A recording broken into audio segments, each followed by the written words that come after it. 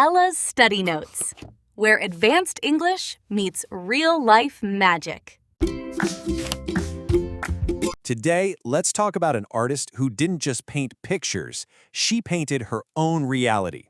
Her pain, her passion, her rebellion. This is the story of Frida Kahlo, the rebel behind the canvas. Okay, just picture this. It's 1953. It's the opening night of your very first big solo art show in your home country. But you're so sick, the doctors have ordered you to stay in bed. So what do?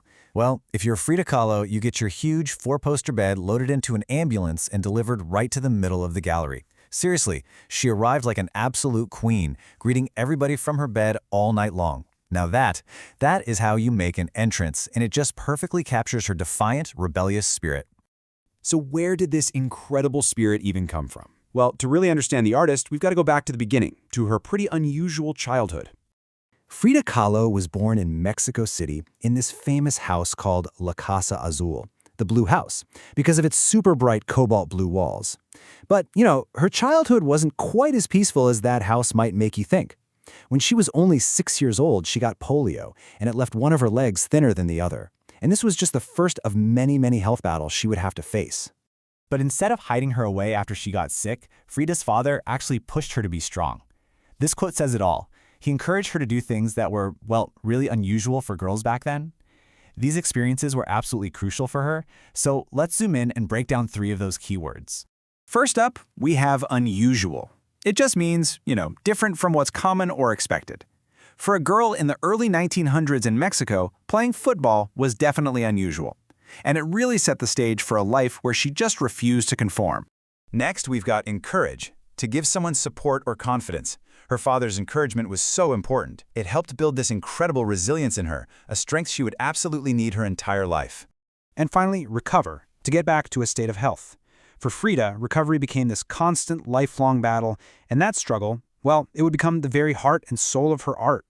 And that struggle was about to get so much more intense because of one single catastrophic event that changed the course of her life forever. It's how she started transforming her pain into this incredibly powerful art. When she was just 18, the bus she was riding in was in this horrific crash. Her injuries were just devastating, and the pain from them would haunt her for the rest of her life. She had to spend months and months stuck in bed, her body literally encased in plaster corsets. But right here, in this moment of absolute tragedy, this is where Frida the artist was truly born. Her mother saw her daughter's despair and had this special easel made so she could paint while lying down. And this is key. She fixed a mirror to the top of her bed's canopy, so Frida's own reflection became her main subject. She famously said, "I paint myself because I am so often alone, and because I am the subject I know best." And she really meant it. Out of about 143 paintings she ever made, a staggering 55 of them are self-portraits. But Frida didn't just paint her face. She used her self-portraits and her whole personal style to challenge everything: society, gender roles, even the idea of what beauty was supposed to be. Her rebellion was visible in every part of her life. She totally rejected European fashion. Instead, she wore traditional, super colorful Mexican clothing to show pride in her heritage. She would decorate her hair with these elaborate braids and ribbons and flowers. And her art, it never ever shied away from raw, unfiltered emotion. All her pain, her anger, her heartbreak, it was all there. After a really painful breakup with her husband Diego Rivera, she painted herself like this. She chopped her hair off and wore an oversized man's suit. It was such a powerful statement. She was challenging gender roles and basically declaring that her identity belonged to her and no one else. So Frida used her art to explore and define who she was.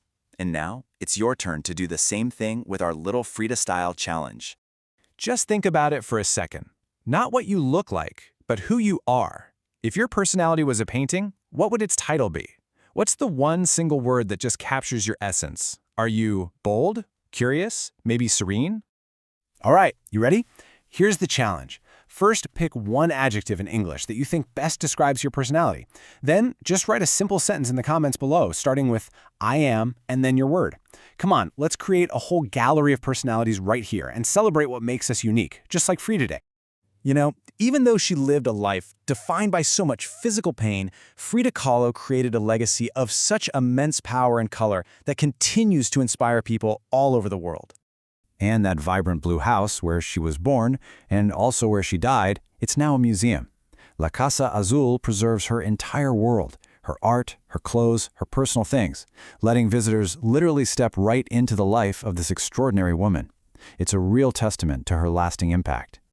When you get right down to it, Frida Kahlo took the broken pieces of her life and turned them into this breathtakingly honest art. She didn't hide her pain, she put it right there on the canvas for the whole world to see, turning her own face into one of the most iconic images in all of history.